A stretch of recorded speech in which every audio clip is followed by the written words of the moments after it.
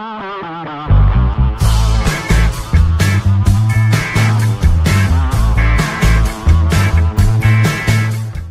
would have ever thought that coffee and cumin pair well together? So when you love food and you love playing around with ingredients, it's best to get these stars and help them shine bright really well together. My coffee and cumin chicken is a match made where the flavors are sharp, compound, and yet so robust in nature. I'm going to pair my coffee cumin chicken along with a salad that has some beetroot, some persimmon, some water chestnuts, and some arugula. This goes well with my fennel-scented potato slices, perfect to enjoy for a luncheon or a dinner or just a very intimate dinner for four. Let's get to creating it. While it's all about simplified yet easy cooking, so we're just going to preheat the oven to 180 degrees Celsius. And in the meantime, we get to creating that gorgeous marinade that encases the chicken. Creating this marination is simple yet bursting with flavor. So here I've got some tomato ketchup, and this is initially required to mask the sharp flavor and actually to marry the coffee and the cumin together. So about 50 ml of tomato ketchup going right into a bowl. With that, you want some heat, and the heat is going to come with some ginger. So about an inch of ginger going in, about 6 cloves of garlic going in. Spice comes alive with some fresh red chilies. So here I've got about 4 red chilies that are finely sliced, and that goes in as well. Now you want the flavors to merge, marry, and scent with each other. So here I've got about 1.5 teaspoons of roasted cumin powder, and I'm just going to add that in along with 1.5 teaspoons of instant coffee. You can use filter coffee as well. The flavors are more sharper and pronounced. So about 1.5 teaspoons going in, and you want all this to scent and mix with each other. So here it gets a fine sprinkle of some Himalayan pink salt. And I'm going a little overboard because I'm using whole chicken legs, so just ensure that the marination is a little bit salty so that it just masks all the flavor and scents the meat through and through. Some freshly milled black pepper.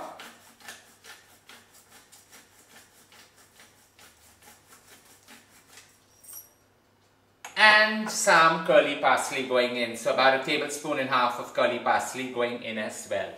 Now you want this to have some fat around it. So here you have about 30 ml of olive oil. And just emulsify it all well together.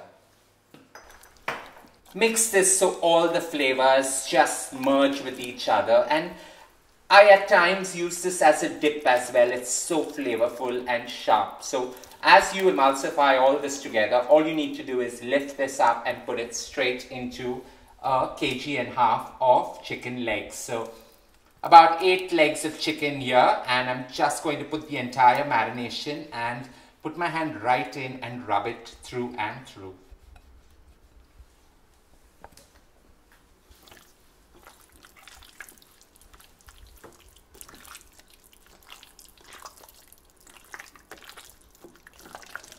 We allow this to sit for just about 15 minutes, and in the meantime, let's get to creating our roasted fennel potato slices, which will go in the oven along with this chicken. Fennel and potatoes for me are truly a match, and I've created various different versions and styles of it.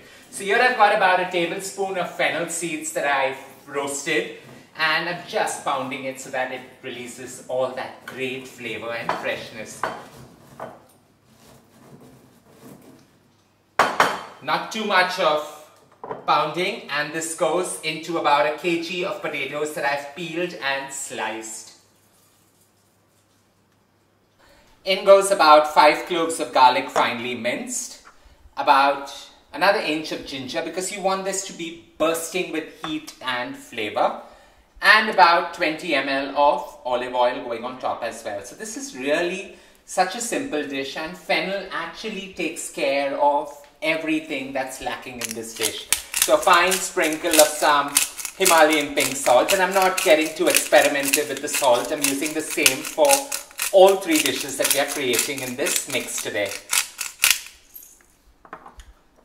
a slight sprinkle of some freshly milled black pepper. And all we need to do now is give it one of those glorious of tossings.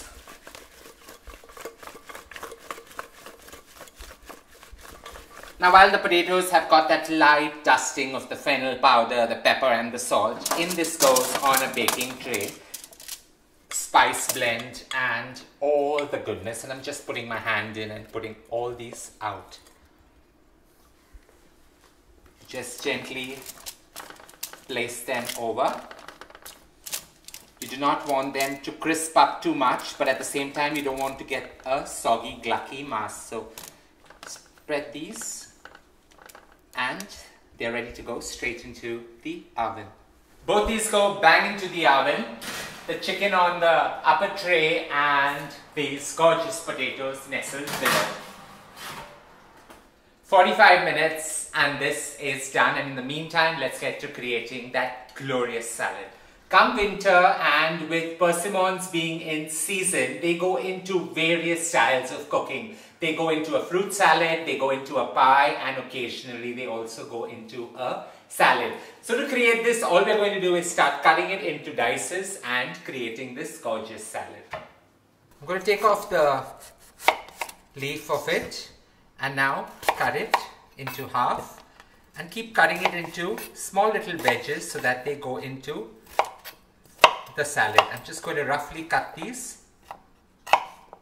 You can peel it and go without the skin, but at times the skin just gives you that extra bite and gorgeousness. Persimmons have that jelly-like consistency in between, which really work well in creating this gorgeous salad.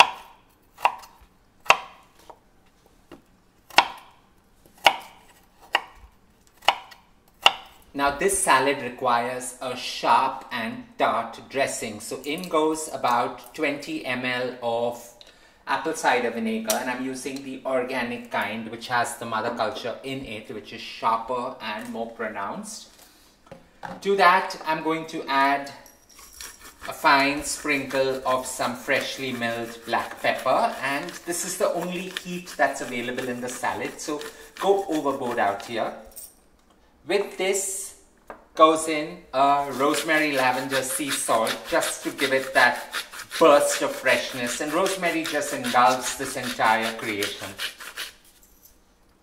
And we're going to emulsify this dressing with some extra virgin olive oil. So with 20 ml of apple cider vinegar going in, 30 ml of extra virgin olive oil is going to emulsify this sharp and pronounced dressing.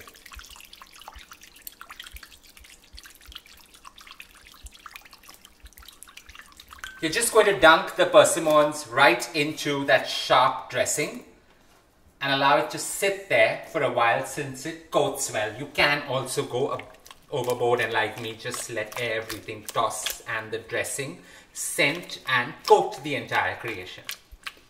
In goes 1 cup of corn. So I'm using the American kind, which the kernels are ready. All you need to do is defrost it and put them right in, and they just give you that burst of color along with the water chestnut. So about 150 grams of water chestnuts. I'm using the canned variant out here. If you get fresh, don't forget, always use fresh. And here I've got about 3 beetroots that I boiled, I peeled, and I cut them into dices as well. So beetroots are going to stain everything it touches, and it gives the water chestnuts quite a marbly kind of an effect. Toss all this together. And all it needs is some good old-fashioned fiber coming in through some arugula. So about 200 grams of these gorgeous arugula leaves going in, and we're just going to toss everything up. All we're going to do now is plate this into a bowl and chill it. I don't know how to really say this, but the coffee and cumin with their earthy tones really work sharp and well, and the tomato ketchup that has been added just scents this glorious creation. It's perfect to enjoy on any fall winter day. So with the chicken ready and our potatoes ready as well below, both roasting at the same time and to perfection, it's time to now plate and enjoy it. Any pan juices that settle at the bottom while roasting this form the perfect gravy. The combinations that we created out here today is truly the versatility that ingredients and star ingredients bring to any dish. The coffee cumin in the chicken, bringing it its earthy overtones. The persimmon and the water chestnut in the arugula salad, just giving it that breath of freshness. And fennel-scented roast potato slices is what marries everything together. Don't forget to share loads of love by hitting on the like button. And as I always say, don't forget to subscribe.